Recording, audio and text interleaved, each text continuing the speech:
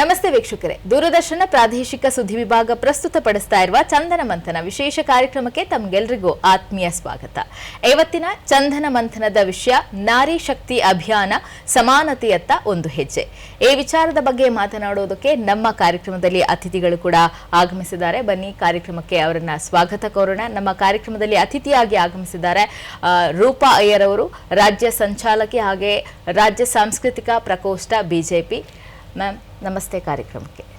ರೂಪಾ ಅವರೇ, ಈಗ ಪ್ರಸಕ್ತ ಸನ್ನಿವೇಶದಲ್ಲಿ ಮಹಿಳಾ ಮೀಸಲಾತಿಯ ಅನುಕೂಲತೆಯ ಬಗ್ಗೆ ಮಾತನಾಡೋದಾದ್ರೆ, ಮೊದಲನೇದಾಗಿ ನನ್ನ ಇಡೀ ಭಾರತ ದೇಶವನ್ನು ನಾವು ಕರೆಯೋದೇ ಭಾರತ ಮಾತೆ ಅಂತ.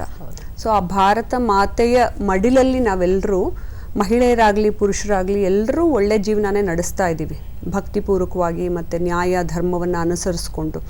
ಸೊ ಹಾಗಾಗಿ ನಮ್ಮ ಹೆಮ್ಮೆಯ ಪ್ರಧಾನಿಗಳು ಒಂದು ದೂರದೃಷ್ಟಿಯನ್ನು ಹೊಂದಿದ್ಕೊಂಡು ಅವರು ಎಲ್ರಿಗೂ ಒಂದು ಸಮಾನತೆ ಅಂತ, ನಾವು ಈಕ್ವಾಲಿಟಿ ಕೇಳ್ತಿಲ್ಲ, ಬಟ್ ಮಾತಾಡುವಾಗ ಎಲ್ಲರೂ ಸಮಾನತೆಯನ್ನು ಕೇಳ್ತಿದ್ದೀವಿ ಅಂತ ಅಂದ್ಕೊಳ್ತಾರೆ.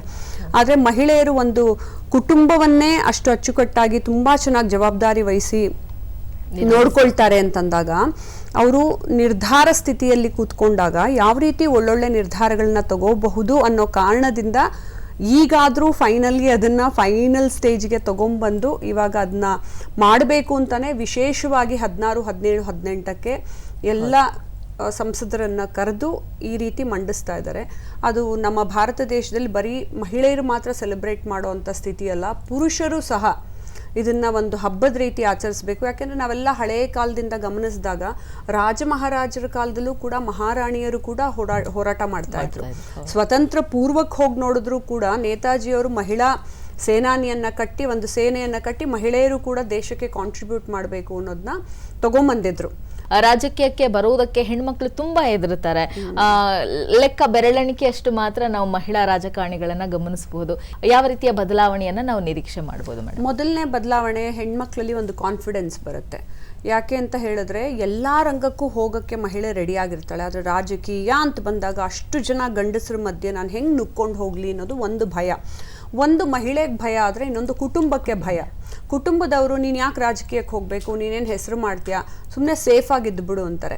ಆದರೆ ಇದಕ್ಕೆ ನಾವು ಎಕ್ಸಾಂಪಲ್ಸ್ ತೊಗೊಳಕ್ಕೆ ಹೋದರೆ ನಮ್ಮ ಪ್ರಧಾನಿಗಳಾದಂಥ ಇಂದಿರಾ ಗಾಂಧಿಯವರು ಕೂಡ ಮಹಿಳೆ ಆಗಿದ್ದರು, ಜಯಲಲಿತಾ ಅವರು ಮಹಿಳೆ ಆಗಿದ್ದರು, ಅನೇಕ ಮಹಿಳಾ ಲೀಡರ್ಸು, ನನ್ನ ಫೇವ್ರೆಟ್ ಸುಷ್ಮಾ ಸ್ವರಾಜ್ ಮ್ಯಾಮ್ ಆಗಿದ್ದರು. ಸೊ ಅನೇಕ ಮಹಿಳಾ ಲೀಡರ್ಸು ಕಷ್ಟಗಳಲ್ಲಿ ಕಷ್ಟಪಟ್ಕೊಂಡು ಮುಂದಕ್ಕೆ ಹೋದರು. ಯಾಕೆ? ದೇಶಕ್ಕೆ ಏನಾದರೂ ಒಂದು ನಾವು ಕೊಡುಗೆ ಕೊಡಬೇಕು ಅಂತ. ಎಲ್ಲರೂ ನಾವು ಬರೀ ಕುಟುಂಬದಲ್ಲೇ ಇರ್ತೀವಿ ಅಂತ ಒಂದು ಬೌಂಡ್ರಿನ ಹಾಕ್ಕೊಂಡು ಕೂತ್ಕೊಂಡಾಗ ಹೊರಗಡೆ ಬಂದು ಸಮಾಜಕ್ಕೆ ದೇಶಕ್ಕೆ ಕೊಡುಗೆ ಕೊಡೋ ಅಂಥವ್ರು ಕೂಡ ಇರಬೇಕು ಮಹಿಳೆಯರಲ್ಲಿ. ಹಾಗಾಗಿ ಮತ್ತೆ ಬೇರೆ ಮಹಿಳೆಯರ ಪರವಾಗಿ ಕೂಡ ಧ್ವನಿ ಎತ್ತಕ್ಕೆ ಕೂಡ ಒಬ್ಬ ಮಹಿಳೆ ನಿಂತಿರಬೇಕಲ್ಲಿ. ಹಾಗಾಗಿ ತುಂಬ ಬದಲಾವಣೆಗಳನ್ನು ನಾವು ಕಾಣಬಹುದು. ಮತ್ತು ನಮ್ಮ ನೆಕ್ಸ್ಟ್ ಜನ್ರೇಷನ್ ಮಕ್ಕಳು ಬರೋರು ಮೆಂಟಲಿ ಕೂಡ ಪ್ರಿಪೇರ್ ಆಗಿ ಬರ್ತಾರೆ. ಕೆಲವರು ಇದಿದೆ ಪೊಸಿಷನ್ಗೆ ಹೋಗಬೇಕು ಅಂದರೆ ನೋಡಿ, ಇವಾಗ ವಾಯುಸೇನೆಯಲ್ಲೂ ಇದ್ದಾರೆ, ಜಲಸೇನೆಯಲ್ಲೂ ಇದ್ದಾರೆ, ಎಲ್ಲದರಲ್ಲೂ ಇದ್ದಾರೆ ನಮ್ಮ ಮಹಿಳೆಯರು. ಒಂದು ಆಟೋ ಓಡಿಸೋದ್ರಿಂದ ವಿಮಾನ ಓಡಿಸೋ ತನಕ ಇದ್ದಾರೆ. ಸೊ ಯಾವುದ್ರಲ್ಲೂ ಅವಳು ಕಮ್ಮಿ ಅಂತ ಅನ್ನಿಸ್ಕೊಂಡಿಲ್ಲ. ಆಮೇಲೆ ಇದನ್ನ ನಾನು ಆವಾಗಲೇ ಹೇಳ್ದಂಗೆ ಯಾರಿಗೋ ಕಾಂಪಿಟೇಷನ್ಗೆ ನಿಂತ್ಕೊಳ್ತೀವಿ ಅಂತಲ್ಲ, ಇದು ನಮ್ಮ ಹಕ್ಕು ಅಂತ. ಸೊ ಭಾರತ ದೇಶದಲ್ಲಿ 50ಕ್ಕೂ ಹೆಚ್ಚು % ಮಹಿಳೆಯರು ವೋಟ್ ಹಾಕ್ತಾ ಇದ್ದಾರೆ ಅಂತಂದಾಗ, ಜನಸಂಖ್ಯೆಯಲ್ಲೂ ಕೂಡ 52%, 50% ಇದ್ದಾರೆ ಅಂದಾಗ ಅವ್ರಿಗೂ ಕೂಡ ನಾವು ಸರಿಸಮಾನತೆಯನ್ನು ಕೊಡಬೇಕು ಅನ್ನೋದೇ ಎಲ್ಲರಲ್ಲೂ ಒಂದು ಕಾನ್ಫಿಡೆನ್ಸ್ ಬಂದು ಇವಾಗ ತುಂಬ ಬದಲಾವಣೆಗಳು ಖಂಡಿತ ಆಗೇ ಆಗುತ್ತೆ. ಬದಲಾವಣೆ ಹೊಸದಾಗೂ ಆಗುತ್ತೆ, ಹಳೆಯದು ತಪ್ಪು ನಡೆದಿರೋದನ್ನು ಸರಿಪಡಿಸೋದಕ್ಕೆ ಅವಕಾಶಗಳಾಗುತ್ತೆ. ಸಮಾನತೆ ಎಲ್ಲ ಕ್ಷೇತ್ರದಲ್ಲೂ ನೀವು ಹೇಳಿದಂಗೆ ಇದೆ ಅಂತ ಹೇಳ್ತಾ ಇದೆ. ಆದ್ರೆ ಈಗ ರಾಜಕೀಯಕ್ಕೆ ಬರುವಂತಹ ಮಹಿಳೆಯರಿಗೆ ಎಷ್ಟು ಇದು ಶಕ್ತಿಯನ್ನ ತುಂಬುತ್ತೆ ಅಂತ ಅನ್ಸುತ್ತೆ ಮೇಡಮ್ ನಿಮಗೆ? ತುಂಬಾನೇ ಶಕ್ತಿ ತುಂಬುತ್ತೆ. ಮೊದಲಾಗಿದ್ರೆ ಏನಾಗ ಗೊತ್ತಾ, ನಾವೇ ಕೇಳ್ಕೊಂಡು ಹೋಗ್ಬೇಕಿತ್ತು.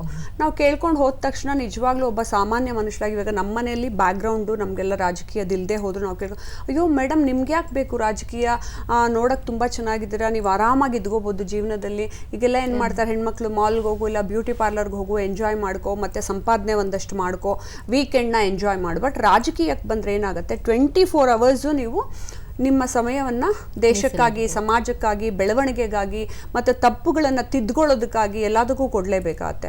ಸೊ ಮೊದಲು ಯಾವುದೇ ಮಹಿಳೆ ಬಂದ್ರೂ ಈ ರೀತಿ ಪ್ರಶ್ನೆ ಬರ್ತಿತ್ತು, ನಿಮ್ಗೆ ಯಾಕೆ ಬೇಕು ರಾಜಕೀಯ, ಅನ್ನೋದು. ಇವಾಗ ಹಾಗಿಲ್ಲ, ಧೈರ್ಯ ಬರೋದ್ರಿಂದ ಅವಳು ನಾನೇ ಬರ್ತೀನಿ ಅಂತ ಒಂದು ಎಕ್ಸಾಮ್ ಪಾಸ್ ಮಾಡ್ಕೊಂಡು ಮುಂದೆ ಹೋಗೋ ರೀತಿ ನಮ್ಮಲ್ಲೇ ಒಂದು ಆತ್ಮಚೈತನ್ಯ ಹೆಚ್ಚಾಗ್ತಾ ಹೋಗುತ್ತೆ. ನಾನು ಯಾಕೆ ಆ ರಂಗದಲ್ಲೂ ಇರ್ಕೂಡ್ದು ಅಂತ. ಆಮೇಲೆ ನಾವು ಕಲಿಯುಗದಲ್ಲಿ ನೋಡ್ತಾ ಬಂದಾಗ ಮೊದಲೆಲ್ಲ ಈಗ ರಾಜಕೀಯ ಇಲ್ಲದೆ ಕುಟುಂಬದಲ್ಲಿ ಇದ್ಕೊಂಡಿರೋದು ಬೇರೆ ಆಗಿರ್ತಿತ್ತು. ಕಾಲ ಹೇಗೆ ಬದಲಾಗತ್ತೋ ಮನುಷ್ಯರು ಕೂಡ ಬದಲಾಗಬೇಕು.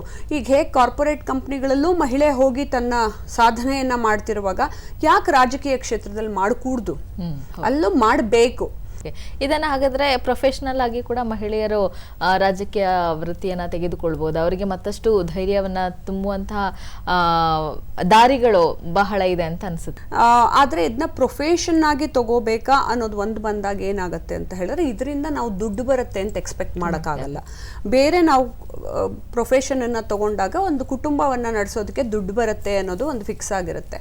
ಈ ಥರದ್ದಕ್ಕೆ ಬಂದಾಗ ರಾಜಕೀಯಕ್ಕೆ ಅಂತಂದಾಗ ನಾನು ದೇಶಕ್ಕಾಗಿ ಸಮಾಜಕ್ಕಾಗಿ ಒಂದೇನೋ ಒಂದು ಕರ್ತವ್ಯವನ್ನು ನಿಭಾಯಿಸಬೇಕು ಅಂತ ಮನಸ್ಥಿತಿ ಇರುವಂತಹ ವ್ಯಕ್ತಿಗಳು ತುಂಬ ಜನ NGOಗಳು ನಡೆಸ್ತಾ ಇದ್ದಾರೆ. ಬೇರೆಯವ್ರದ್ದು ಯಾರ್ದು ಸಹಾಯ ಇಲ್ಲದೆ ಅವ್ರದ್ದೇ ದುಡ್ಡು ಹಾಕ್ಕೊಂಡು ಆ ಥರ ಅನೇಕ ಲೀಡರ್ಸ್ ಇರ್ತಾರೆ. ಮತ್ತು ಮಹಿಳೆಯರಲ್ಲಿ ಬೈ ಬರ್ತ್ ಒಂದು ನಾಯಕತ್ವದ ಗುಣ ಇರುತ್ತೆ. ಸೊ ಅದನ್ನು ಅವಳು ಹೇಗೆ ಬೆಳೆಸ್ಕೊಂಡು ಹೋಗಿ ಆ ಸ್ಥಾನದಲ್ಲಿ ಕೂತ್ಕೊಳ್ತಾಳೆ ಅನ್ನೋದು ಮುಖ್ಯ ಆಗುತ್ತೆ. ಹಾಗಾಗಿ ಅದನ್ನು ಪ್ರೊಫೆಷನ್ ಅಂತಾನೆ ಅಂದ್ಕೊಳ್ದೆ ನನ್ನ ಜೀವನ ಇವನ್ ಪ್ರೊಫೆಷನ್ಗೂ ಏಜ್ ಲಿಮಿಟ್ ಇರುತ್ತೆ. ಇದೇನು ಗೊತ್ತಾ, 80-90 ವರ್ಷ 100 ವರ್ಷ ತನಕನೂ ಮಾಡ್ತಾ ಹೋಗಬಹುದು. ಸೊ ಅವ್ರು ಅದನ್ನ ಜೀವನ ಪೂರ್ತಿ ನಾನು ಭಾರತ ಮಾತೆಗೆ ತೊಡಗಿಸ್ಕೋಬೇಕು ಅಂತಂದಾಗ ನಥಿಂಗ್ ಇಸ್ ಇಂಪಾಸಿಬಲ್. ಯಾವ ಪ್ಲೇಸಿಗೆ ಬೇಕಾದರೂ ಮಹಿಳೆ ಹೋಗಬಹುದು. ಓಕೆ, ಈಗ ರಾಜಕೀಯ ಕ್ಷೇತ್ರ ಅಂತ ತೆಗೆದುಕೊಂಡ್ರೆ ಪ್ರತಿನಿಧಿತ್ವ, ಅದು ಮಹಿಳೆಯ ಪ್ರತಿನಿಧಿತ್ವ ಅಥವಾ ಭಾಗವಹಿಸಿಕೆ ಕಡಿಮೆ ಆಗ್ತಾ ಇದೆ ಅಥವಾ ಕಡಿಮೆ ಇರೋದಕ್ಕೆ ಏನು ಕಾರಣ ಆಗಿರ್ಬೋದು? ಅದೇ ಮೊದಲಿಂದ ನಾನು ನಿಮ್ಗೆ ಹೇಳ್ದಂಗೆ ಒಂದು ಭಯ, ಇನ್ನೊಂದು ಫೈನಾನ್ಷಿಯಲ್ ಹಣಕಾಸು ಮನೆಯಲ್ಲಿ ಯಾವ ರೀತಿ ನಾವು ಆಲ್ರೆಡಿ ನಾವು ತೃಪ್ತಿಕರವಾಗಿ ದುಡ್ಡು ಮಾಡ್ಕೊಂಡಿದ್ದೀವಿ, ನಮಗೇನು ಪೇಮೆಂಟ್ ಬರೆದಿದ್ರೂ ಪರವಾಗಿಲ್ಲ, ನಾನು ನನ್ನ ಸಮಯವನ್ನು ಕೊಟ್ಟು, ಎಸ್ಪೆಷಲಿ ನೋಡಿ ಎಜುಕೇಟೆಡ್ ಮಹಿಳೆಯರು ಯಾಕೆ ಬರೋದಕ್ಕೆ ಹಿಂದೆ ಹೋಗ್ತಾರೆ ಅಂದರೆ, ಯಾವುದೋ ಒಂದು ಕಂಪ್ನಿಲಿ ಕೆಲಸ ಮಾಡಿದ್ರೆ ಅವ್ರಿಗೆ ಲಕ್ಷಾಂತರ ರೂಪಾಯಿ ಸಂಬಳ ಬರುತ್ತೆ. ಇಲ್ಲಿಗೆ ಹೋದಾಗ ಏನೂ ಬರಲ್ಲ, ನಮ್ಮದೇ ಕಾರ್ ತೊಗೊಂಡೋಗ್ಬೇಕು, ನಾವೇ ಖರ್ಚು ಮಾಡ್ಕೋಬೇಕು, ದೇಶಕ್ಕಾಗಿ ಅಂತ ಮಾಡಬೇಕು, ಸಮಾಜಕ್ಕಾಗಿ ಏನು ಮಾಡಬೇಕು, ಅಥವಾ ತುಂಬ ಜನ ಅವಮಾನಗಳನ್ನು ಮಾಡಿದ್ರೂ ಕೂಡ ಅವಳು ಅನುಭವಿಸ್ಕೊಂಡು ಹತ್ಕೊಂಡು ಮನೆಗೆ ಬಂದು ತಿರ್ಗಾ ಡ್ರೆಸ್ ಮಾಡ್ಕೊಂಡು ಹೋಗ್ಬೇಕು. ಆಮೇಲೆ ಇನ್ನೊಂದೇನತ್ತೆ, ಎಲ್ಲರೂ ಪುರುಷ ಪ್ರಧಾನವಾಗಿ ಅಲ್ಲಿ ನಿಂತಿದ್ದಾಗ ಮಹಿಳೆ ಸ್ವಲ್ಪ ಸಂಕೋಚ ಪಟ್ಕೊಳ್ತಾಳೆ. ನಮ್ಗೆ ಚಿಕ್ಕ ವಯಸ್ಸಿಂದ ಹಂಗೆ ಬೆಳೆಸ್ಬಿಟ್ಟಿರ್ತಾರೆ ಮನೆಯಲ್ಲಿ. ಸಂಕೋಚ ಸ್ವಭಾವ ಪ್ರಕೃತಿ ಪುರುಷಂದು ಅದೇ ರೀತಿ ಇರುತ್ತೆ ಸ್ವಭಾವಗಳು. ಆದರೆ ತನ್ನಲ್ಲಿ ತಾನು ಲೀಡರ್ಶಿಪ್ ಕ್ವಾಲಿಟಿಯನ್ನು ಬೆಳೆಸ್ಕೊಂಡು ಮುಂದಕ್ಕೆ ಹೋಗ್ತೀನಿ ಅಂತಂದಾಗ ಯಾವುದಕ್ಕೂ ಮಹಿಳೆ ಹೆದರಲ್ಲ. ಆಮೇಲೆ ಒಳ್ಳೆ ಟೀಮ್ ಕೂಡ ಇದ್ದಾಗ ಹೆದರಲ್ಲ. ಫಾರ್ ಎಕ್ಸಾಂಪಲ್, ನನ್ನ ರಾಜ್ಯದಲ್ಲಿ ಇವಾಗ ರಾಜ್ಯಾಧ್ಯಕ್ಷರು ಇರುವಂತಹವರು ವಿಜಯೇಂದ್ರ ಸರು, ಖಂಡಿತ ನಾವು ಯಾರೇ ಮಹಿಳೆಯರು, ಮಹಿಳಾ leaders, youngsters, forget about leaders, ಯಾರೋ ಹೊಸದಾಗಿ ಬರೋ ಲೀಡರ್ಸ್ ಏನೋ ಒಂದು ಹೊಸ ವಿಚಾರಗಳನ್ನ ತೊಗೊಂಡು ಹೋದ್ರೂ ಅವ್ರು ತುಂಬ ಚೆನ್ನಾಗಿ ಅವ್ರಿಗೆ ಸ್ಫೂರ್ತಿ ತುಂಬಿ ಮೋಟಿವೇಟ್ ಮಾಡಿ ಹೋಗಿ ನೀವು ಇದೆಲ್ಲ ಕೆಲಸ ಮಾಡಿ ಸಮಾಜದಲ್ಲಿ ಅಂತಾರೆ. ಆದರೆ ಅನೇಕ ಸ್ಥಿತಿಯಲ್ಲಿ ಬೇರೆ ನಾಯಕರಲ್ಲಿ ಹೇಗಿತ್ತೋ ಗೊತ್ತಿಲ್ಲ ನನಗೆ, ತುಂಬ ಜನ ಮಹಿಳೆಯರು ಬರೋಕ್ಕೆ ಹೆದರ್ಕೊಳ್ಳೋರು. ನಾವು ಹೇಗೆ ಹೋಗಿ ಕೇಳೋದು, ನಾವು ಹೇಗೆ ಇದನ್ನ ಇಂಪ್ಲಿಮೆಂಟ್ ಮಾಡೋದು ಅಂತ. ಬಟ್ ಅದನ್ನೇ ಹೇಳೋದು, ಮುಂದೆ ಕೂತಿರೋ ನಾಯಕರು ಕೂಡ ಇದಕ್ಕೆ ಇಂಪಾರ್ಟೆಂಟ್ ಆಗ್ತಾರೆ. ಈಗ ನೀವು ಹೋದಾಗ ನಿಮ್ಮನ್ನು ಬೈದು ಕಳಿಸ್ಬಿಡ್ಬೋದು, ನೀವು ಯಾಕ್ರಿ ಇದು ತಂದಿದ್ದೀರಾ ತೊಗೊಂಡು ಹೋಗ್ಬಿಡಿ ಅಂತ.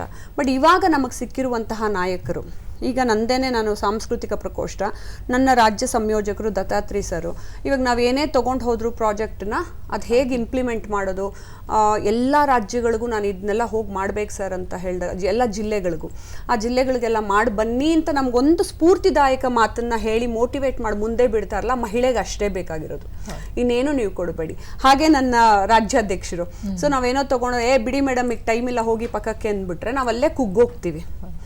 ಆದರೆ ನಿಮಗೆ ಆ ಕಡೆಯಿಂದ ಹೇಗೆ ಬರುತ್ತೆ ರಿಯಾಕ್ಷನ್ನು, ಅವರು ಗುರುಸ್ಥಾನದಲ್ಲಿ ಕೂತಿದ್ದಾಗ ದೊಡ್ಡವರು, ಹಿರಿಯರು, ನಾಯಕರು ನಮ್ಮನ್ನು ಮೋಟಿವೇಟ್ ಮಾಡಿ ನೀವು ಹೋಗಿ ಇದೆಲ್ಲ ಮಾಡಿದ್ರೆ ನಮ್ಮ ರಾಜ್ಯ, ನನ್ನ ದೇಶಕ್ಕೆ ತಾನೇ ಒಳ್ಳೇದಾಗೋದು, ನೀವು ಮಾಡಿ ಅಂತ ಮೋಟಿವೇಟ್ ಮಾಡಿ ಬಿಡ್ತಾರಲ್ಲ, ಅದು ಮಹಿಳೆಯರಿಗೆ ಬೇಕಾಗತ್ತೆ. ಮಹಿಳಾ ಸಬಲೀಕರಣವನ್ನು ನಾವು ಯಾವ ರೀತಿ ವಿಶ್ಲೇಷಣೆ ಮಾಡ್ಬೋದು? ಅದೇ ಬ್ಯೂಟಿಫುಲ್ ಆಗೋದು. ಯಾಕೆ ಗೊತ್ತಾ, ಮಹಿಳೆ ಒಂದು ತಾಯಿ ಸ್ವಭಾವ, ಒಂದು ಕನಿಕರ, ಒಂದು ಮಮತೆ, ಒಂದು ಮರಗೋದು, ಎಲ್ಲ ನಾನೇ ಮಾಡ್ಕೊಂಡ್ಬಿಡ್ಬೇಕು ಅನ್ನೋ ಸ್ವಾರ್ಥ ಬುದ್ಧಿ ಇರಲ್ಲ. ಮೊದಲು ಯಾಕೆ ಕೆಲವು ಮಹಿಳಾ ನಾಯಕಿಯರಲ್ಲಿ ಹೊಟ್ಟೆ ಕಿಚ್ಚು ಸ್ವಭಾವ ಬರ್ತಿತ್ತು ಅಂದರೆ ಬೆರಳೆಣಿಕೆ ಎಷ್ಟು ಮಾತ್ರ ಇರ್ತಿದ್ರು.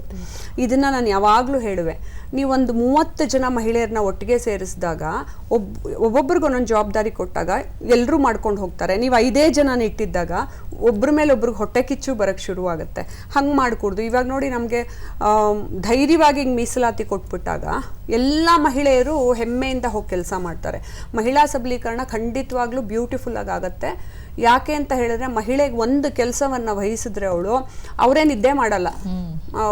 ಬಿಡು ನಾಳೆ ಮಾಡ್ಕೊಳ್ಳೋಣ ಅನ್ನೋದು ಇಲ್ಲ. ನೀವು ನೋಡಿದಿರ, ಗಮನಿಸಿದಿರ, ಮನೆಯಲ್ಲಿ ನಾವು ಹೇಗೆ ಅಡುಗೆ ಇಷ್ಟೊತ್ತಿಗೆ ಮಾಡಿರಲೇಬೇಕು, ಮಕ್ಕಳನ್ನ ಹೀಗೆ ನೋಡ್ಕೊಳ್ಳೇಬೇಕು, ಕುಟುಂಬವನ್ನು ಹೀಗೆ ಸಾಗಿಸ್ಲೇಬೇಕು, ಇಷ್ಟೇ ದುಡ್ಡಿದ್ರು ನಾನು ಇಷ್ಟು ದೊಡ್ಡದಾಗಿ ನೋಡ್ಕೋಬೇಕು ಅನ್ನೋದು ಹೇಗೆ ಅವಳು ಪ್ಲ್ಯಾನ್ ಮಾಡ್ತಾಳೆ ಮಹಿಳೆ ಅನ್ನೋದಕ್ಕೆ ಇವಾಗಿಂದ ಮಹಿಳೆಯರು ಅದನ್ನೇ ಕಾನ್ಸಂಟ್ರೇಟ್ ಮಾಡ್ತಾರೆ. ನಾನು ಬೇರೆ ಮಹಿಳೆಯರನ್ನು, ಮಹಿಳಾ ಗುಂಪುಗಳನ್ನು, ನನ್ನ ನೆಕ್ಸ್ಟ್ ಜನ್ರೇಷನ್ ಮುಂಬರುವಂತಹ ಮಕ್ಕಳಿಗೆ ಹೇಗೆ ಎಜುಕೇಷನ್ ಕೊಡಬೇಕು, ಹೇಗೆ ಬೆಳೆಸಬೇಕು, ಹೇಗೆ ಧೈರ್ಯ ತುಂಬಬೇಕು, ಮತ್ತು ನಮ್ಮನ್ನು ನೋಡಿ ಇನ್ನೊಬ್ರು ಏನು ಕಲ್ತ್ಕೊಳ್ತಾರೆ ಸಮಾಜದಲ್ಲಿ, ಇದೆಲ್ಲ ಪರಿವರ್ತನೆ ಬದಲಾವಣೆಗಳು ಆಗಲಿ ಅನ್ನೋದೇ ಮೋದಿಜಿಯವರ ಕನಸು. ಓಕೆ, ನಾವು ಮಹಿಳಾ ಎಂಪವರ್ಮೆಂಟ್, ವಿಮೆನ್ ಎಂಪವರ್ಮೆಂಟ್ ಯಾವಾಗಲೂ ಹೇಳ್ತೀವಲ್ಲ, ವಿಮೆನ್ ಎಂಪವರ್ಮೆಂಟ್ಗಿಂತ ವಿಮೆನ್ ಲೆಡ್ ಎಂಪವರ್ಮೆಂಟ್ ಅಂತ ಹೇಳಿದ್ರು. ಅಂದರೆ ಮಹಿಳೆಯನ್ನ ಎಂಪವರ್ ಮಾಡಿ ಅವಳಿಗೆ ಮೋಟಿವೇಟ್ ಮಾಡಿ ಹಿಂಗೆ ನಿಲ್ಲಿಸೋದಕ್ಕಿಂತ ಮಹಿಳೆಯೇ ನಾಯಕಿಯಾಗಿ ಬೇರೆ ಮಹಿಳೆಯರನ್ನ ಮತ್ತೆ ಪುರುಷರನ್ನ ನಾಯಕತ್ವದಲ್ಲಿ ಮುಂದೆ ತಗೊಂಡು ಹೋಗ್ತಾಳಲ್ಲ, ಅದನ್ನ ನಾನು ನೋಡಬೇಕು ನನ್ನ ದೇಶದಲ್ಲಿ ಅಂತ. ನಿಜವಾಗ್ಲೂ ಆ ಆಲೋಚನೆ ಯಾರಿಗೆ ಬರುತ್ತೆ ಅಂದರೆ ಗುರುಗಳಿಗೆ ಬರುತ್ತೆ, ತಂದೆ ತಾಯಿಗೆ ಬರುತ್ತೆ. Such a beautiful thought. ಈಗ ಮನೇಲಿ ಅಪ್ಪ ಅಮ್ಮ ಅದನ್ನ ಹೇಳ್ತಾರೆ, ನೀನು ಲೀಡ್ ಮಾಡಬೇಕು, ನೀನು ನಡೆಸಬೇಕು ಅಂತ. ಇಲ್ಲಾಂದರೆ ಗುರು ಸಮಾನರಿಗೆ ಬರುತ್ತೆ. ಈ ಮಹಿಳಾ ಮೀಸಲಾತಿಯ ಬಗ್ಗೆ ನಮ್ಮ ದೇಶದ ಪ್ರಧಾನಮಂತ್ರಿಗಳು ಏನ್ ಹೇಳಿದ್ರು, ಬನ್ನಿ ನೋಡೋಣ. ಕಳೆದ 25ರಿಂದ 30 ವರ್ಷಗಳಲ್ಲಿ ಗ್ರಾಸ್ ರೂಟ್ ಲೆವೆಲ್ನಲ್ಲಿ ಕೂಡ ಪಂಚಾಯಿತಿ ಚುನಾವಣಾ ವ್ಯವಸ್ಥೆಗಳಲ್ಲಿ ಗೆದ್ದು ಬಂದಿರುವ ನಮ್ಮ ಸಹೋದರಿಯರಲ್ಲಿ ಒಂದು ಪೊಲಿಟಿಕಲ್ ಕಾನ್ಶಿಯಸ್ನೆಸ್ ಜಾಗೃತವಾಗಿದೆ. ಅವರು ಗ್ರಾಸ್ ರೂಟ್ ಲೆವೆಲ್ನಿಂದ ಒಪಿನಿಯನ್ ಮೇಕರ್ ಆಗಿದ್ದಾರೆ. 30 ವರ್ಷಗಳ ಹಿಂದೆ ಅವರು ಶಾಂತವಾಗಿರುತ್ತಿದ್ರು, ಮಾತನಾಡುತ್ತಿರಲಿಲ್ಲ, ಅರ್ಥ ಮಾಡಿಕೊಳ್ಳುತ್ತಿದ್ರು, ಆದ್ರೆ ಮಾತನಾಡ್ತಿರ್ಲಿಲ್ಲ. ಇಂದು ಅವರು ವೋಕಲ್ ಆಗಿದ್ದಾರೆ. ಮತ್ತು ಆದ್ದರಿಂದ ಈಗ ಏನೇ ಪರ ವಿರೋಧವಿದ್ದರೂ ಯಾವ ಲಕ್ಷಾಂತರ ಸಹೋದರಿಯರು ಒಂದಲ್ಲ ಒಂದು ಸಮಯದಲ್ಲಿ ಪಂಚಾಯಿತಿಯಲ್ಲಿ ಕೆಲಸ ಮಾಡಿದ್ದಾರೋ, ಅವರು ಪ್ರತಿನಿಧಿಸಿದ್ದಾರೆ. ಜನರ ಸುಖ ದುಃಖದ ಸಮಸ್ಯೆಗಳನ್ನು ಬಹಳ ಆಳವಾಗಿ ನೋಡಿದ್ದಾರೆ. ಅವರು ಆಂದೋಲಿತರಾಗಿದ್ದಾರೆ. ಅವರು ಹೇಳುವುದೇನೆಂದರೆ, ಕಸ ಗುಡಿಸುವ ಕೆಲಸದಲ್ಲಿ ಮಾತ್ರ ನಮ್ಮನ್ನು ಸೇರಿಸಿಕೊಳ್ಳುತ್ತೀರಿ. ಅದು ಕುಟುಂಬದಲ್ಲಿಯೂ ಮೊದಲು ಇತ್ತು, ಈಗ ನಮ್ಮನ್ನು ನಿರ್ಣಯ ಪ್ರಕ್ರಿಯೆಯಲ್ಲಿ ಸೇರಿಸಿಕೊಳ್ಳಿ. ಮತ್ತು ನಿರ್ಣಯ ಪ್ರಕ್ರಿಯೆಗಳು ವಿಧಾನಸಭೆಯಲ್ಲಿ ಮತ್ತು ಪಾರ್ಲಿಮೆಂಟ್ನಲ್ಲಿ.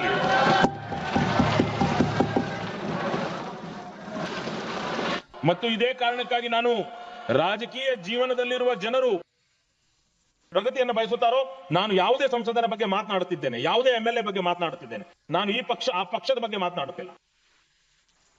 ಯಾರೇ ರಾಜಕೀಯ ಜೀವನದಲ್ಲಿ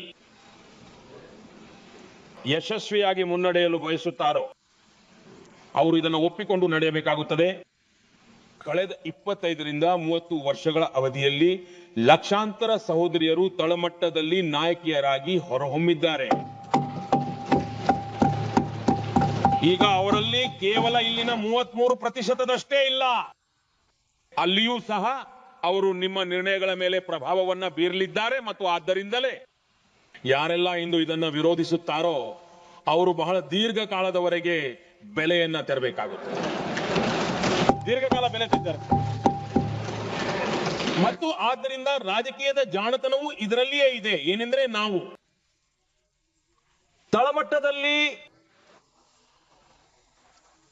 ಮಹಿಳೆಯರ ರಾಜಕೀಯ ನಾಯಕತ್ವ ಏನ್ ಬೆಳೆದಿದೆಯೋ ಅದನ್ನ ನೀವು ಈಗ ಖಂಡಿತವಾಗಿಯೂ ಪರಿಗಣಿಸಬೇಕಾಗುತ್ತದೆ. ನಾನು ಕೇಳಿದ್ದೇನೆ, ನಮ್ಮ ಮುಲಾಯಂ ಸಿಂಗ್ ಜಿ ಅವರು ಅಂದಿನಿಂದ ಒಂದು ವಿಷಯವನ್ನ ಪ್ರಸ್ತಾಪಿಸುತ್ತಿದ್ದಾರೆ, ಅವರ ಕುಟುಂಬದವರು ಅದನ್ನೇ ಮಾಡುತ್ತಿದ್ದಾರೆ. ದೇಶದ ಸಹೋದರಿಯರ ಮೇಲೆ ಭರವಸೆ ಇಡಿ, ಅವರ ತಿಳುವಳಿಕೆಯನ್ನ ನಂಬಿ ಒಮ್ಮೆ 33% ಸಹೋದರಿಯರನ್ನ ಇಲ್ಲಿಗೆ ಬರಲು ಬಿಡಿ. ಬಂದು ಅವರು ನಿರ್ಣಯಿಸಲಿ, ಯಾರಿಗೆ ಕೊಡಬೇಕು ಯಾರಿಗೆ ಬೇಡ, ಈ ವರ್ಗಕ್ಕೂ ಆ ವರ್ಗಕ್ಕೂ ಎಂದು ಅವರು ನಿರ್ಣಯ ಮಾಡುತ್ತಾರೆ. ನಾವು ಅವರ ಸಾಮರ್ಥ್ಯವನ್ನ ಯಾಕೆ ಅನುಮಾನಿಸಬೇಕು ಸಹೋದರರೇ? ಒಂದು ಬಾರಿ ಆದ್ರೂ ಅವರು ಬರ್ಲಿಕ್ಕಂತೂ ಬಿಡಿ, ಅವರು ಮುಂದೆ ಬರ್ಲಿಕ್ಕಂತೂ ಬಿಡಿ. ನಾವೆಲ್ಲ ಭಾರತೀಯರು ಒಟ್ಟಾಗಿ ಸೇರಿಕೊಂಡು ದೇಶಕ್ಕೆ ಒಂದು ಹೊಸ ದಿಕ್ಕನ್ನು ನೀಡಲು ನಾವು ಹೊರಟಿದ್ದೇವೆ. ನಮ್ಮ ಆಡಳಿತದ ವ್ಯವಸ್ಥೆಯನ್ನು ಸಂವೇದನಾಶೀಲತೆಯಿಂದ ತುಂಬುವಂತಹ ಒಂದು ಸಾರ್ಥಕ ಪ್ರಯತ್ನ ಮಾಡಲು ಹೊರಟಿದ್ದೇವೆ.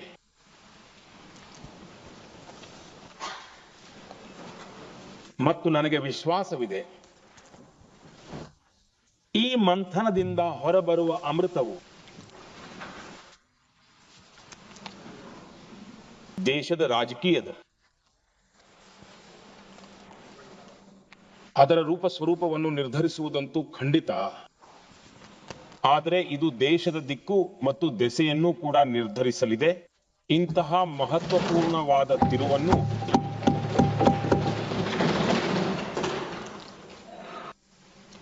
ಗೌರವಾನ್ವಿತ ಅಧ್ಯಕ್ಷರೇ, 21ನೇ ಶತಮಾನದಲ್ಲಿ ಭಾರತ ಒಂದು ಹೊಸ ಆತ್ಮವಿಶ್ವಾಸದೊಂದಿಗೆ ಮುನ್ನಡೆಯುತ್ತಿದೆ. ಇಂದು ಇಡೀ ವಿಶ್ವದಲ್ಲಿಯೂ ಭಾರತದ ಸ್ವೀಕೃತಿಯನ್ನು ನಾವೆಲ್ಲರೂ ಅನುಭವಿಸುತ್ತಿದ್ದೇವೆ ಮತ್ತು ಇದು ನಮ್ಮೆಲ್ಲರಿಗೂ ಹೆಮ್ಮೆಯ ಕ್ಷಣ. ಒಂದು ಅವಕಾಶ ನಮ್ಮ ಮುಂದೆ ಬಂದಿದೆ ಮತ್ತು ಈ ಸಮಯವನ್ನು ನಾವು ಒಂದು ವಿಕಸಿತ ಭಾರತದ ಸಂಕಲ್ಪದ ಜೊತೆಗೆ ಜೋಡಿಸಿದ್ದೇವೆ.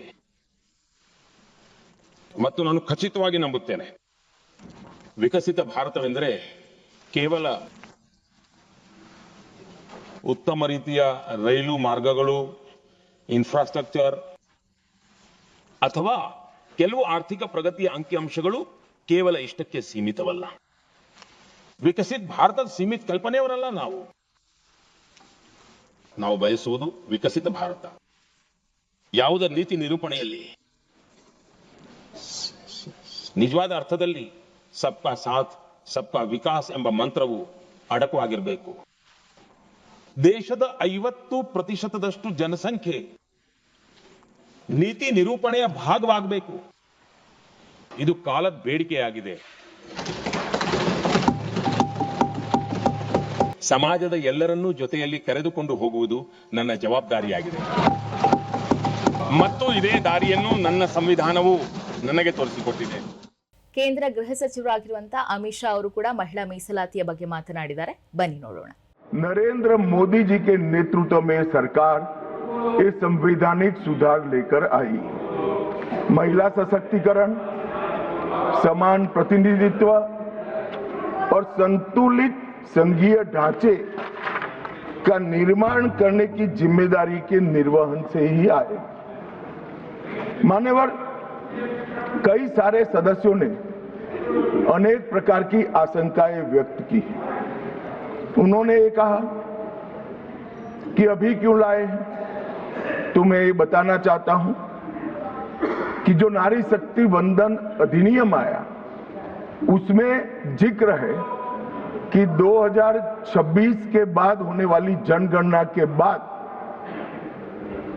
जो परिसमन होगा उसमें महिलाओं के लिए आरक्षण सुनिश्चित करेगा।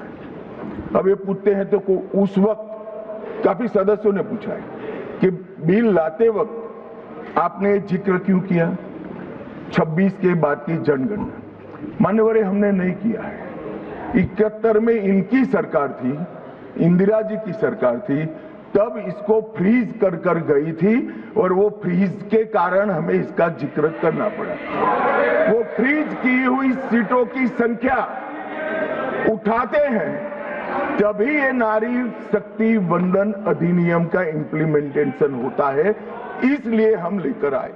ಗ್ರಾಮೀಣ ಮಟ್ಟದಲ್ಲೂ ಕೂಡ ಅವರಿಗೆ ಉಪಯೋಗ ಆಗಬೇಕು ಅಂತ ಹೇಳಿದ್ರೆ ಬರೀ ಕೇವಲ ರಾಜಕೀಯ ವಲಯದಲ್ಲಿ ಮಾತ್ರ ಇದು ಉಪಯೋಗಕ್ಕೆ ಬರುತ್ತಾ ಅಥವಾ ಮಹಿಳೆಯರು ಯಾವ ತರ ಅರ್ಥವನ್ನ ಮಾಡ್ಕೋಬೇಕಾಗುತ್ತೆ? ಗ್ರಾಮ ಪಂಚಾಯತಿ ಮಟ್ಟದಲ್ಲಿ ಕೊಟ್ಟು ಅದರ ಬೆಳವಣಿಗೆಯನ್ನು ನೋಡಿದ್ದಾರೆ. ಆಲ್ರೆಡಿ ಅಲ್ಲಿ ಅವ್ರಿಗೆ ಒಂದಷ್ಟು ಪರ್ಸೆಂಟೇಜ್ ಅಂತ ಕೊಟ್ಟುನೇ ಬೆಳೆಸ್ಕೊಂಡು ಹೋಗಿದ್ದಾರೆ. ಗ್ರಾಮ ಪಂಚಾಯತಿಲೆಲ್ಲ ನಿಂತು ಮಹಿಳೆಯರು ತುಂಬ ಚೆನ್ನಾಗಿ ವಿದ್ಯಾಭ್ಯಾಸ ಇಲ್ದಿದ್ರೂ ಮಹಿಳೆಯರಲ್ಲಿ ಒಂದು ಚಾಕಚಕ್ಯತೆ, ಒಂದು ಚಾಣಾಕ್ಷತನ ಇದೆ. ಸೊ ಎಲ್ಲರೂ ಎಜುಕೇಟೆಡ್ ಅವರೇ ಅಮ್ಮ ಆಗಬೇಕು ಅಂತಿಲ್ಲ. ಸೊ ಎಜುಕೇಷನ್ ಇಲ್ಲದೆ ಇದ್ರೂ ಕೂಡ ಅವಳಲ್ಲಿ ಬೈ ಬರ್ತ್ ಒಂದು ಜ್ಞಾನ ಇರುತ್ತೆ. ಸೊ ಆ ರೀತಿ ಅವಳು ಹೇಗೆ ತನ್ನ ಚೌಕಟ್ಟನ್ನು ನಿಭಾಯಿಸ್ಕೊಂಡು ಹೋಗ್ತಾಳೆ ಅನ್ನೋದರಲ್ಲಿ ಗ್ರಾಮ ಪಂಚಾಯಿತಿ ಮಟ್ಟದಲ್ಲೂ ಮತ್ತು ಹಳ್ಳಿ ಲೆವೆಲ್ಗಳಿಂದನೂ ಎಲ್ಲವೂ ಬಂದಿದೆ. ಇಲ್ಲಿ ಮಹಿಳೆಯರು ಬಂದ ತಕ್ಷಣ ನಿಮಗೆ ತುಂಬ ಚೆನ್ನಾಗಿ ಸಬಲೀಕರಣ ಆಗೋದು, ಹಳ್ಳಿಯಿಂದ ಹಿಡಿದು ಸಿಟಿ ತನಕ ನಮಗೇನಂದರೆ ಇಂಡಸ್ಟ್ರೀಸ್ ಬೇಕು, ಎಲ್ಲ ಮಹಿಳೆಯರಿಗೆ ಸೆಕೆಂಡ್ ಸೋರ್ಸ್ ಆಫ್ ಇನ್ಕಮ್ ಬೇಕು, ಕುಟುಂಬವನ್ನು ನೋಡ್ಕೊಳ್ಳೋದಕ್ಕೆ. ಗಂಡನೇ ನೋಡ್ಕೊಳ್ಳಿ ಅಂತ ಕಾಯಕ್ಕಾಗಲ್ಲ. ಬಿಕಾಸ್ ಇವತ್ತೆಲ್ಲ ದುಡ್ಡು ದುಪ್ಪಟ್ಟೆ ಆಗಿದೆ. ಎಲ್ಲ ಬ್ಯುಸಿ ಸ್ಕೆಡ್ಯೂಲಲ್ಲಿ ಬ್ಯುಸಿಯಾಗಿದ್ದಾಗ ಇಬ್ಬಿಬ್ಬರು ದುಡಿಬೇಕಾಗತ್ತೆ. ಆವಾಗ ಹೇಗೆ ನಾನು ಸಂಪಾದನೆ ಮಾಡಬೇಕು ಅನ್ನೋದಕ್ಕೆ ಹಳ್ಳಿ ಮಟ್ಟದಲ್ಲಿ ಮತ್ತೆಲ್ಲ ಜಾಗಗಳಲ್ಲೂ ಒಬ್ಬೊಬ್ಬಳು ಮಹಿಳೆ ಇದ್ದಾಗ ಅವರು ಗಮನ ವಹಿಸಿ ಅದನ್ನೆಲ್ಲ ತೊಗೊಂಡು ಹೋಗ್ತಾರೆ ಮೇಲ್ಮಟ್ಟಕ್ಕೆ. ಸೊ ಅಲ್ಲಿಂದ ರಿಪ್ಲೈ ಮಾಡ್ಕೊಳ್ತಾರೆ. ಸೊ ಎಲ್ರಿಗೂ ಒಂದೊಂದು ಸ್ಮಾಲ್ ಸ್ಕೇಲ್ ಇಂಡಸ್ಟ್ರೀಸ್ ಥರ ಒಂದೊಂದು ತಾಲೂಕಲ್ಲೂ ಅದನ್ನೆಲ್ಲ ಮಾಡ್ತಾ ಹೋಗಬೇಕು. ಆಗ ದೇಶದ ಬೆಳವಣಿಗೆ ಹೆಚ್ಚಾಗುತ್ತೆ. ಒಂದು ಇನ್ನೊಂದು, ನಮ್ಮ ಪ್ರಧಾನಿಗಳು ಕನಸು ಕಟ್ಟಿರೋದು, ನಾವೆಲ್ಲರೂ ಆಸೆ ಪಟ್ಟಿದ್ದನ್ನು ಅವ್ರ ಮೂಲಕ ಕನಸನ್ನು ಎಷ್ಟು ಚೆನ್ನಾಗಿ ಹೇಳಿದ್ರು ಅಂದರೆ, ನಾವೆಲ್ಲ ಇವಾಗ ಆಜಾದಿ ಕಾ ಅಮೃತ್ ಕಾಲಲ್ಲಿದ್ದೀವಿ. ಅಮೃತ್ ಕಾಲಿಂದ ಇವಾಗ ವಿಕಸಿತ ಭಾರತಕ್ಕೆ ನಾವೆಲ್ಲರೂ ಸಾಕ್ಷಿಭೂತರಾಗಿ ನಿಂತ್ಕೊಳ್ತೀವಿ. ಯಾವುದು 2047ಗೆ ಕ್ಷೇತ್ರ ವಿಂಗಡಣೆಗಳು, ಎಂಪಿಗಳು ಜಾಸ್ತಿ ಆಗ್ತಾರೆ, ಕ್ಷೇತ್ರಗಳು. ಇದನ್ನ ಯಾವ ರೀತಿ ನೀವು ವಿಶ್ಲೇಷಣೆ ಮಾಡಿ? ಅಲ್ಲ, ಅದು ಆಕ್ಚುಲಿ ಮೊದಲಿಂದಾನೇ ಇದು ಬೇಕಿತ್ತು ನಮ್ಮೆಲ್ರಿಗೆ. ಏನು ಅಂದ್ರೆ ಜನಸಂಖ್ಯೆ ಹೆಚ್ಚಾಗ್ತಿದ್ದಂಗೆ ಆಮೇಲೆ ಎಲ್ಲಾ ಕಡೆ, ಇವಾಗ ಬೆಂಗಳೂರು ಮೊದಲು ಪುಟ್ಟದಾಗಿತ್ತು, ಹೋಗ್ತಾ ಹೋಗ್ತಾ ಹೋಗ್ತಾ ಇಷ್ಟು ದೊಡ್ಡದಾಗಿತ್ತು. ನೀವು ಇಷ್ಟಿರೋದು ಇಷ್ಟರಲ್ಲೇ ಇಟ್ಕೊಳ್ತೀನಿ ಅಂತ ಹೇಳಕ್ಕಾಗಲ್ಲ. ಆಮೇಲೆ ಎಕ್ಸ್ಟ್ರಾ ಬಂದಿದ್ನೆಲ್ಲ ಅದಕ್ಕೆ ಸೇರಿಸ್ಕೊಳ್ತೀನಿ ಅಂತ ಹೇಳಕ್ಕಾಗಲ್ಲ. ಸೊ ಆಮೇಲೆ ನಮ್ಮ ಸಂವಿಧಾನದಲ್ಲೂ ಕೂಡ ಇದೆಲ್ಲವೂ ಇತ್ತು. ನಿಮ್ಗೆ ವಿಸ್ತಾರ ಆಗ್ತಿದ್ದಂಗೆ ಅದನ್ನೆಲ್ಲ ವಿಂಗಡಣೆ ಮಾಡಿ ಅಂತ ಮಾಡಬೇಕು ಅನ್ನೋದಿತ್ತು. ಅದನ್ನೂ ಕೂಡ ಪೋಸ್ಟ್ಪೋನ್ ಮಾಡ್ತಾ ಮುಂದಕ್ಕೆ ಹಾಕಿದ್ರು. ಒಬ್ಬ ಮಹಿಳೆ ರಾಜಕೀಯಕ್ಕೆ ಬರಬೇಕು, ಮೊದಲ ಒಂದು ಹೆಜ್ಜೆನ ಇಡಬೇಕು ಅಂತ ಹೇಳಿದ್ರೆ ಪ್ರಮುಖವಾಗಿ ಅವಳಲ್ಲಿ ಯಾವೆಲ್ಲ ಅಂಶಗಳಿರ್ಬೇಕು, ಅಥವಾ ಧೈರ್ಯದ ಜೊತೆಗೆ ಯಾವೆಲ್ಲ ಅಂಶಗಳನ್ನ ಅವಳು ಅಳವಡಿಸಿಕೊಂಡ್ರೆ ಧೈರ್ಯವಾಗಿ ರಾಜಕೀಯ ಕ್ಷೇತ್ರಕ್ಕೆ ಬರ್ಬೋದು ಅಂತ? ಧೈರ್ಯ ಒಂದಿದ್ರೆ ಸಾಲದು. ಅದನ್ನೆಲ್ರಿಗೂ ಹೇಳ್ತೀನಿ. ತುಂಬಾ ಜನ ಅನ್ಕೊಂಡ್ಬಿಡ್ತಾರೆ ಧೈರ್ಯ ಮತ್ತೆ ನಂಗೆ ಹೊಡೆದಾಡಕ್ ಮನ್ಸಿರ್ಬೇಕು. ಇಲ್ಲ, ನಿಮಗೆ ತಾಳ್ಮೆನೂ ಜಾಸ್ತಿ ಇರಬೇಕು. ಯಾಕೆಂದರೆ ತುಂಬ ಕಡೆ ಅವಮಾನಗಳು, ಅಪವಾದಗಳು ಮತ್ತು ತುಂಬ ಕಾಯಿಸೋದು, ನೀವು ಅಂದ್ಕೊಂಡ ಆನ್ ಟೈಮ್ ಅದು ಸಿಗದೆ ಇರೋದು, ಮತ್ತು ಗೌರವ ಸಿಗದೆ, ಎಲ್ಲ ಕಡೆನೂ ಗೌರವ ಸಿಗಲಿ ಅಂತ ಎಕ್ಸ್ಪೆಕ್ಟ್ ಮಾಡೋಕ್ಕಾಗಲ್ಲ. ನಮ್ಮ ಕರ್ತವ್ಯ ಮಾಡ್ಕೊಂಡು ಹೋಗ್ತಾ ಇರಬೇಕು. ಎಲ್ಲ ಕಡೆನೂ ನಾನು ಇಲ್ಲೇ ಸ್ಟೇಜ್ ಮೇಲೆ ಇರಬೇಕು ಅನ್ನೋ ಕಾಲ. ನಾವು ನೆಲದಲ್ಲಿರ್ಬೋದು, ಇನ್ನೊಬ್ಬರು ಸ್ಟೇಜ್ ಮೇಲೆ ಇರಬಹುದು. ಸೊ ಅದು ಯಾವುದನ್ನು ಗಮನಿಸದೆ ನೀವು ಏಕಾಗ್ರತೆಯಿಂದ ನಾನು ಏನಾಗಬೇಕು ಅನ್ನೋದನ್ನ ಮುಂದೆ ನೋಡ್ಕೊಂಡು ಹೋಗ್ತಾನೆ ಇರಬೇಕು. ಸೊ ನಾಯಕಿ ಅದಳು ರೋಡಲ್ಲಿ ನಿಂತ್ಕೊಳ್ಳೋಕ್ಕೂ ರೆಡಿ ಇರಬೇಕು, ಸ್ಟೇಜ್ ಮೇಲೆ ಹತ್ತಕ್ಕೂ ರೆಡಿ ಇರಬೇಕು. ಸೊ ಅವಳಲ್ಲಿ ಭಾಷಾ ಜ್ಞಾನ ಚೆನ್ನಾಗಿರಬೇಕು. ಇನ್ನೊಂದೇನು ಅಂದರೆ, ಎಲ್ಲ ನಾಯಕರು ಜನಗಳಿಗೆ ಸುಲಭವಾಗಿ ಸಿಗಬೇಕು. ನಾನು ನಾಯಕಿ, ನಾನು ಹಿಂಗೆ ಹೋಗ್ತೀನಿ ಅಂತ ಹೇಳೋಕ್ಕಾಗಲ್ಲ. ಸೊ ಜನರ ಜೊತೆ ಕಮ್ಯುನಿಕೇಟ್ ಸರಿಗೆ ಮಾಡಬೇಕು, ಅವ್ರಿಗೆ ಸ್ಪಂದಿಸಬೇಕು, ಮತ್ತು ಎಲ್ಲರನ್ನೂ ವಿಶ್ವಾಸಕ್ಕೆ ತೊಗೊಂಡು ಹೋಗಬೇಕು. ಇದ್ರ ಮಧ್ಯೆ ಇನ್ನೊಂದೇನಾಗುತ್ತೆ, ಎಲ್ಲರ ಬಗ್ಗೆ ಈಗ ನಿಮ್ಮ ಕಂಡ್ರೆ ನನಗಾಗಲ್ಲ, ಇವ್ರ ಕಂಡ್ರೆ ನನಗಾಗತ್ತೆ ಅಂತ ಗ್ರೂಪಿಸಮ್ ಮಾಡ್ಕೊಂಡು ಹೋಗ್ತಾರೆ. ಅದನ್ನೂ ಮಾಡ್ಕೊಡ್ದು. ಅದು ನಿಜವಾದ ನಾಯಕರ ಲಕ್ಷಣ ಅಲ್ಲ. ಚಾಣಕ್ಯ ಯಾವಾಗಲೂ ಹೇಳ್ತಾ ಇದ್ರು, good philosopher can become a good leader ಅಂತ. ಸೊ ಲೀಡರ್ಗೆ ಯಾವಾಗಲೂ ಫಿಲಾಸಫಿಕಲ್ ಕ್ವಾಲಿಟಿ ಯಾಕಿರಬೇಕು ಅಂದರೆ, ಎಲ್ಲರನ್ನೂ ಸಮಾನತೆಯಿಂದ ನೋಡಬೇಕು, ಎಲ್ಲರನ್ನೂ ಧರ್ಮದಿಂದ ನೋಡಬೇಕು ಅನ್ನೋದಕ್ಕೆ. ಸೊ ಇದು ನನ್ನ ಟಿಪ್ಸ್. ಎಲ್ಲರೂ ಯಾರು ನೆಕ್ಸ್ಟ್ ರಾಜಕೀಯ ಕ್ಷೇತ್ರಕ್ಕೆ ಬರ್ತೀವಿ ಅಂತಾರೋ ಅವರಿಗೆ. ಈಗ ಒಂದು ಪ್ರಧಾನಿ ನರೇಂದ್ರ ಮೋದಿ ಅವರು ಕೂಡ ಒಂದು ಮಾತನ್ನ ಹೇಳಿದ್ದಾರೆ, ಮಹಿಳಾ ಭಾಗವಹಿಸುವಿಕೆ ಹೆಚ್ಚಾದಾಗ ಮಾತ್ರ ಪ್ರಜಾತಂತ್ರ ನಾವು ಸುಂದರವಾಗಿ ಅಥವಾ ಅಭಿವೃದ್ಧಿಗೊಳಿಸೋದಕ್ಕೆ ಸಾಧ್ಯ ಅಂತ, ಬಲಿಷ್ಠಗೊಳಿಸೋದಕ್ಕೆ ಸಾಧ್ಯ ಅಂತ. ಈ ಮಾತನ್ನ ನೀವು ಯಾವ ರೀತಿ ವಿಶ್ಲೇಷಣೆ ಮಾಡ್ತೀರಿ ಮೇಡಮ್? ಇಲ್ಲ, ನಾನು ಅವ್ರ ಮಾತನ್ನ ಖಂಡಿತವಾಗ್ಲೂ ಒಪ್ತೀನಿ. ಯಾಕೆಂದ್ರೆ ಅವರೆಲ್ಲ ಮಹಿಳೆಯರಿಗೂ ಮೊದಲಿಂದ ಗೌರವ ಕೊಟ್ಟುನೇ ನಮ್ಮ ದೇಶದ ಪ್ರಥಮ ಮಹಿಳೆ ದ್ರೌಪದಿ ಮುರ್ಮು ಮ್ಯಾಮ್ನ ಅಲ್ಲಿ ಕರ್ಕೊಂಡೋಗಿ ಕೂಡಿಸಿದ್ರು. ಅನೇಕ ಜನ ಮಹಿಳೆಯರಲ್ಲಿ ಗುಡ್ ಕ್ವಾಲಿಟೀಸ್ನ ನೋಡಿನೇ ನಮ್ಮ ವಿತ್ತ ಸಚಿವೆ ಮೇಡಮ್ ನಿರ್ಮಲಾ ಸೀತಾರಾಮನ್ ಅವ್ರನ್ನ ಕೊಟ್ಟರು. ಸ್ಮೃತಿ ಇರಾನಿ ಅವರಾಗಿರಬಹುದು, ಕಂಗನಾ ರನೌತ್ ಅವರಾಗಿರಬಹುದು, ಹೇಳಿದ್ನಲ್ಲ ಸುಷ್ಮಾ ಸ್ವರಾಜ್ ಮ್ಯಾಮ್ ಆಗ್ಲಿಂದ ಇದ್ದಾರೆ. ಅನೇಕರು ಮೀನಾಕ್ಷಿ ಲೇಖಿ ಮ್ಯಾಮ್, ಎಷ್ಟೊಂದು ಜನ ಇದ್ರು ನಮ್ಮಲ್ಲಿ ಮಹಿಳೆ. ಈಗ ಶೋಭಾ ಕರಂದ್ಲಾಜೆ ಅವರು ನಮ್ಮ ಕನ್ನಡದ ಹೆಮ್ಮೆಯ ಸಚಿವರು, ಅವರೆಲ್ಲ ಇದ್ದಾರೆ. ಯಾಕೆ ನಮ್ಮ ಇನ್ನೊಬ್ಬರು ಹೆಮ್ಮೆನೆ ಪ್ರಹ್ಲಾದ್ ಜೋಶಿ ಸರ್ ಅವರು ಅಲ್ಲಿದ್ದು ಇದನ್ನೆಲ್ಲ ಪುಷ್ ಮಾಡ್ತಾ ಇದ್ದಾರೆ. ಸೊ ಎಲ್ಲರೂ ಒಳ್ಳೊಳ್ಳೆ ಸಚಿವರು ಕೂತಿದ್ದಾರೆ. ಅವರು ಮಹಿಳೆಯರು ಮಾತ್ರನೇ ಅಲ್ಲ, ಎಲ್ಲ ಸಚಿವರನ್ನು ಬ್ಯೂಟಿಫುಲ್ ಆಗಿ ಸೆಲೆಕ್ಟ್ ಮಾಡಿದ್ದಾರೆ ಬುದ್ಧಿವಂತಿಕೆಯಿಂದಾನೆ. ಸೊ ಈಗ ಮಹಿಳೆಯರ ಬಗ್ಗೆ ಅದನ್ನು ಹೇಳ್ತಾರೆ ಅಂದರೆ, ಖಂಡಿತವಾಗ್ಲೂ ರಾಜತಂತ್ರದಲ್ಲಿ ಮತ್ತು ನಮ್ಮ ಪ್ರಜಾತಂತ್ರದಲ್ಲಿ ಎಲ್ಲದರಲ್ಲೂ ನೀತಿ ನಿಯಮಗಳನ್ನು ಅನುಸರಿಸಿ ಮಹಿಳೆ ಕೆಲಸನ ಮಾಡ್ತಾಳೆ. ಈಗ ನೀತಿ ನಿಯಮನ ಸ್ಕಿಪ್ ಮಾಡಿ ಪರವಾಗಿಲ್ಲ ಬಿಡ್ರಿ, ಇವಾಗ ಮುಚ್ಚಾಕಿರ್ರಿ, ಆಮೇಲೆ ನೋಡ್ಕೊಳ್ಳೋಣ ಅಂತ ನೋಡಿ ಮಹಿಳೆಯರು ಗಮನಿಸಿ ಹಂಗೆ ಮಾಡಲ್ಲ. ಅಯ್ಯೋ ಇಲ್ಲಪ್ಪ, ನಾನು ರೂಲ್ಸ್ ಫಾಲೋ ಮಾಡೇ ಮಾಡ್ತೀನಿ ಅಂತ ರೂಲ್ಸ್ ಫಾಲೋ ಮಾಡಿ ಮುಂದಕ್ಕೆ ಹೋಗ್ತಾರೆ. ಸೊ ಇವನ್ನೆಲ್ಲ ಗಮನಿಸಿನೇ ಪ್ರಧಾನಿಗಳು, ಮಹಿಳೆ ಬಂದರೆ ಅನೇಕ ವಿಚಾರಗಳಲ್ಲಿ ಬದಲಾಗತ್ತೆ ಮತ್ತು ತಾನೇ ಸರಿ ಹೋಗುತ್ತೆ. ಎಲ್ಲ ಕಡೆನೂ ಪ್ರಧಾನಿಗಳೇ ಬಂದು ನೋಡೋಕ್ಕಾಗಲ್ವಲ್ಲ ಸರಿಪಡಿಸಿ ಅಂತ. ಅದೇ ಮಹಿಳೆಯರು ಏನು ಮಾಡ್ತಾರೆ, 10 ಜನ ತಪ್ಪು ಮಾಡ್ತೀವಿ, ಇಲ್ಲ ಸರ್ ನಾನು ಒಪ್ಪಲ್ಲ, ನೀವು ಮಾಡಿದ ತಪ್ಪು ತೆಗೆದಾಕಿ ಅಂತ ಮಹಿಳೆಯರು ವಾಯ್ಸ್ ರೈಸ್ ಮಾಡ್ತೀವಿ. ನಮ್ಗೆಲ್ರಿಗೂ ಅದು ರೂಢಿ ಇದೆಯಲ್ಲ. ಹಾಗಾಗಿ ಮಹಿಳೆಯರು ಬರಲೇಬೇಕು ಅನ್ನೋದನ್ನ ಅವರು ಬುದ್ಧಿವಂತಿಕೆಯಿಂದ ಮಾಡಿಕೊಡ್ತಾ ಇದ್ದಾರೆ. ನಮ್ಮ ಪುಣ್ಯ ಅದು. ಹೌದು. ಮುಂದೆ ಬರುವಂತಹ ರಾಜಕೀಯಕ್ಕೆ ಎಂಟ್ರಿ ಆಗೋರು ಅಥವಾ ಮಹಿಳಾ ನಾಯಕಿಯರುಗಳು ಈ ಕ್ಷೇತ್ರ ಮರು ವಿಂಗಡಣೆಯನ್ನ ಯಾಕೆ ನಾವು ಅದನ್ನ ಗಮನದಲ್ಲಿ ಇಟ್ಕೋಬೇಕು, ಈ ಕ್ಷೇತ್ರ ಮರು ವಿಂಗಡಣೆಯ ಜೊತೆಗೆ ನಾವು ಸಾಕಷ್ಟು ಬದಲಾವಣೆ ಅಥವಾ ಡೆವಲಪ್ಮೆಂಟ್ ಅನ್ನು ಕೂಡ ಗಮನಿಸಬಹುದಾಗುತ್ತೆ. ಸೊ ಇದನ್ನು ಯಾವ ರೀತಿ ನಾವು ಗಮನದಲ್ಲಿ ಇಟ್ಕೊಂಡು ಅರ್ಥ ಮಾಡ್ಕೋಬೇಕಾಗತ್ತೆ ಮೇಡಮ್? ಅಂದರೆ ರಾಜಕೀಯಕ್ಕೆ ಬರಬೇಕು ಅಂತ ಅಂದ್ಕೊಂಡ್ರವರು ಅಥವಾ ಆಲ್ರೆಡಿ ಕೆಲಸ ಮಾಡ್ತಿರೋರು, ಆಲ್ರೆಡಿ ನಮ್ಮ ಕಾರ್ಯಕರ್ತರು ತುಂಬ ಜನ ಸೀನಿಯರ್ಸ್ ಇರ್ತಾರೆ. ಅವ್ರು ಆಲ್ರೆಡಿ ಆಸೆಗಳನ್ನು ಇಟ್ಕೊಂಡಿರ್ತಾರೆ. ನಾನು ಈ ಪೊಸಿಷನ್ಗೆ ಹೋಗಬೇಕು, ನಾನು ಇಷ್ಟು ವರ್ಷ ಕೆಲಸ ಮಾಡಿದ್ದೀನಿ, ನನ್ನಲ್ಲಿ ಲೀಡರ್ಶಿಪ್ ಕ್ವಾಲಿಟಿ ಇದೆ, ನನಗೆ ಕೊಡ್ತಿಲ್ಲ ಅಂತೆಲ್ಲ. ಸೊ ಅಂಥವರು ವಿಂಗಡಣೆ ಆದ ತಕ್ಷಣವೇ ಯಾರ್ಯಾರು ಯಾವ್ಯಾವ ಜಾಗಕ್ಕೆ ಹೋಗಬೇಕು ಅನ್ನೋದನ್ನ ಫಿಕ್ಸ್ ಮಾಡ್ಕೊಳ್ತಾರೆ. ಯಾವ ಕ್ಯಾಟಗರಿನೂ ಹಾಕೋತಾರಲ್ಲ, ಜನರಲ್ ಕ್ಯಾಟಗರಿ ಮತ್ತು ರಿಸರ್ವೇಷನ್ಸ್ ಅದನ್ನೆಲ್ಲ ಹಾಕೋತಾರೆ. ಸೊ ಅದರ ನಂತರ ಇವರುಗಳು ಪ್ರಿಪೇರ್ ಆಗ್ತಾರೆ. ಅದಕ್ಕೂ ಮುಖ್ಯವಾಗಿ ನಮ್ಮ ಹಿರಿಯ ನಾಯಕರೆಲ್ಲರೂ ಕೂತು ಇದನ್ನು ಡಿಸೈಡ್ ಮಾಡ್ತಾರೆ, ಯಾರ್ಯಾರಿಗೆ ಏನೇನು ಕೊಡಬೇಕು, ಯಾರಿಗೆಲ್ಲಿ ಹಾಕಿದ್ರೆ ಗೆದ್ಕೊಂಡು ಬರಬಹುದು. ಮತ್ತು ನಾನು ಆಗಲೇ ಹೇಳ್ದಂಗೆ ಜನರ ಸಂಪರ್ಕದಲ್ಲಿ ಎಷ್ಟು ಜನ ಇದ್ದಾರೆ. ಇವಾಗ ಒಂದು ಇದರೊಳಗಡೆ ಪಕ್ಷದ ಒಳಗಡೆ ಅವರೆಲ್ಲ ತುಂಬ ಸೀನಿಯಾರಿಟಿಲಿ ಕೆಲಸ ಮಾಡಿರಬಹುದು. ಬಟ್ ನೀವು ಜನನ ರೆಪ್ರೆಸೆಂಟ್ ಮಾಡಕ್ಕೆ ಹಿಂಗೆ ಹೋಗಿ ನಿಂತ್ಕೊಂಡು ನೀವು ಎಲೆಕ್ಷನ್ಗೆ ನಿಂತ್ಕೋತೀರಾ ಅಂದಾಗ ಜನರ ಜೊತೆ ಎಷ್ಟು ಒಡನಾಟ ಇದೆ ಅಂತ ಅನ್ನೋದು ಮುಖ್ಯ ಆಗುತ್ತೆ. ಇಲ್ಲಿ ತುಂಬಾ ವಿಚಾರಗಳನ್ನ ಪೂರಕವಾಗಿ ತಗೊಂಡು ಮಾತ್ರನೇ ನೀವು ಲೀಡರ್ನ ನಿಲ್ಸಕ್ ಸಾಧ್ಯ ಆಗೋದು. ಸೊ ಅದನ್ನೆಲ್ಲ ನೋಡ್ಕೊಂಡು ಗಮನದಲ್ಲಿ ಇಟ್ಕೊಂಡು ಯಾರ್ಯಾರು ಬರಬೇಕು ಅಂತಿದಾರೋ ಈಗ್ಲಿಂದಾನೇ ಕೆಲಸ ಮಾಡಕ್ ಶುರು ಮಾಡ್ಕೋಬೇಕು. ಮಹಿಳಾ ರಾಜಕೀಯಕ್ಕೆ ಬರೋರು, ಮಹಿಳಾ ರಾಜಕಾರಣಿಗಳು ಯಾವ ರೀತಿಯ ಬದಲಾವಣೆಯನ್ನ ತರಬೇಕು ಅಂತ ನಿಮ್ಗೆ ಅನ್ಸುತ್ತೆ ಮ್ಯಾಮ್? ಮಹಿಳಾ ಲೀಡರ್ಸ್, ನಾನು ಯಾವಾಗಲೂ ಬೇರೆ ಪುರುಷ ಲೀಡರ್ಸ್ಗೂ ಹೇಳ್ತಾ ಇರ್ತೀನಿ, ನಮ್ಮ ಪ್ರಧಾನಿಗಳು ಎಷ್ಟೊಂದೆಲ್ಲ ಯೋಜನೆಗಳನ್ನ ಕೊಡ್ತಾರೆ, ಇದು ಕೊಡಿ ಜನಕ್ಕೆ, ಅದು ಕೊಡಿ, ಇದು ಕೊಡಿ, ಇದು ಕೊಡಿ ಅಂತ.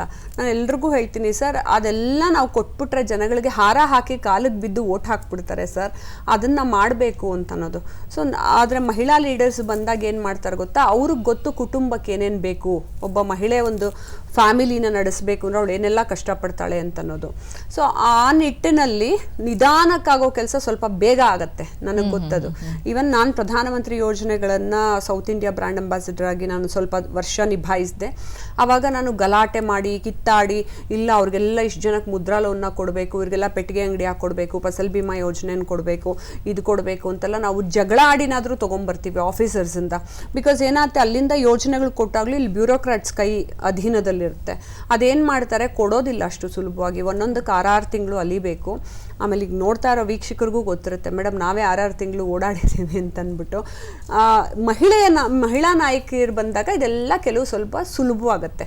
ಇವ್ರ ಜೊತೆನೇ ಹೋಗ್ಬಿಟ್ಟು ಜೊತೆ ಕೈ ಹಿಡ್ಕೊಂಡು ಕೊಡ್ರಿ ಇವ್ರಿಗೆಲ್ಲ ಅಂತ ಹೇಳ್ಬಿಟ್ಟು ಮಾಡಿಸೋ ಅಂಥದ್ದು ಧೈರ್ಯವನ್ನು ತಗೊಂಡು, ಆಮೇಲೆ ಟೈಮ್ ಕೊಡ್ತಾಳೆ ಮಹಿಳಾ ನಾಯಕಿ. ನಂತರ ಟೈಮ್ ಇಲ್ಲ ಅಂತ ಹೇಳಲ್ಲ, ಟೈಮ್ ಕೊಟ್ಟು ಮಾಡಿಕೊಡ್ತಾರೆ. ಯಾಕೆಂದರೆ ಎಲ್ಲ ನಾಯಕಿಯರು ನಿಂತಾಗ ನಾ ಆಗಲೇ ಹೇಳ್ದಂಗೆ ಮಾತೃ ಹೃದಯಾಗಿ ಅವಳು ಮಮತೆಯಿಂದ ತಾಳ್ಮೆಯಿಂದ ಅವಳಿಗೆ ಏನು ಮಾಡಬೇಕೋ ತನ್ನ ಕಾನ್ಸ್ಟಿಟ್ಯೂಯೆನ್ಸಿಗೆ ಅದನ್ನ ತೊಗೊಂಡು ಹೋಗಿ ಕೊಟ್ಟೇ ಕೊಡ್ತಾರೆ. ಮತ್ತು ಅಲ್ಲಿ ಕೊಡುವಂತಹ ಪ್ರಧಾನಿಗಳ ಯೋಜನೆಗಳನ್ನು ಇಲ್ಲಿ ಮುಟ್ಟಿಸ್ಬೇಕು ಅನ್ನೋ ಕನಿಕರ ಮತ್ತು ಮಾನವೀಯತೆ ಅವಳಲ್ಲಿರುತ್ತೆ ಮಹಿಳೆಯಲ್ಲಿ. ಖಂಡಿತ ಈ ಮಹಿಳಾ ರಾಜಕಾರಣಿಗಳು ಯಾವ ರೀತಿಯ ಪ್ರಮುಖ ಅಂಶಗಳನ್ನ ತೆಗೆದುಕೊಂಡು ರಾಜಕೀಯಕ್ಕೆ ಬರಬೇಕು ಅನ್ನುವಂತಹ ಹಲವು ವಿಚಾರಗಳನ್ನ ಇವತ್ತಿನ ಚಂದನ ಮಂಥನದಲ್ಲಿ ತಿಳಿಸ್ಕೊಟ್ರಿ. ಧನ್ಯವಾದ. ಧನ್ಯವಾದಗಳು ಎಲ್ಲ ವೀಕ್ಷಕರಿಗೂ ಧನ್ಯವಾದಗಳು. ಮುಂದಿನ ದಿನಗಳಲ್ಲಿ ಈ ಮಹಿಳಾ ಮೀಸಲಾತಿ ಮಸೂದೆಯ ಬಗ್ಗೆ ಯಾವೆಲ್ಲ ಬದಲಾವಣೆಗಳ ಆಗುತ್ತೆ ಅನ್ನೋದನ್ನ ಕಾದು ನೋಡೋಣ ಅಂತ ಹೇಳ್ತಾ ಚಂದನ ಮಂಥನ ಕಾರ್ಯಕ್ರಮವನ್ನ ಇಲ್ಲಿಗೆ ಮುಗಿಸ್ತಾ ಇದೀವಿ. ಸತ್ಯ, ಸಮರ್ಥ ಹಾಗೆ ಸಂಪೂರ್ಣ ಸುದ್ದಿಗಾಗಿ ನೋಡ್ತಾ ಇರಿ ಚಂದನ ವಾರ್ತೆ. ನಮಸ್ಕಾರ. ಚಂದನ ಮಂಥನ ಕಾರ್ಯಕ್ರಮವನ್ನ ಸಾಮಾಜಿಕ ಜಾಲತಾಣಗಳಾದ ಯೂಟ್ಯೂಬ್, ಎಕ್ಸ್ ಖಾತೆ, ಇನ್ಸ್ಟಾಗ್ರಾಂ ಖಾತೆ, ಫೇಸ್ಬುಕ್ ಹಾಗೂ ಡಿಡಿ ಚಂದನ ವಾಟ್ಸ್ಆಪ್ ಚಾನೆಲ್ನಲ್ಲೂ ಕೂಡ ವೀಕ್ಷಿಸಬಹುದು.